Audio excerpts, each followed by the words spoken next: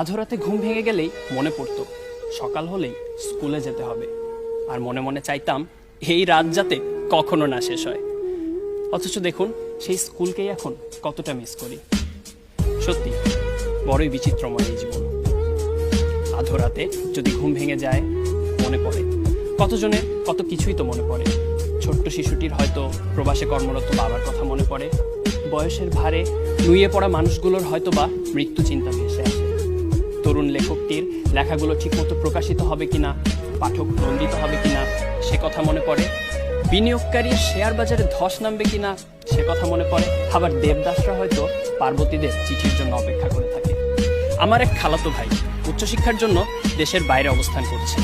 ওকে যখন জিজ্ঞেস করলাম, আচ্ছা আধরাতে যদি ঘুম ভেঙে যায় তখন তোমার কি মনে পড়ে, সে আমাকে বলেছিল, আমার তো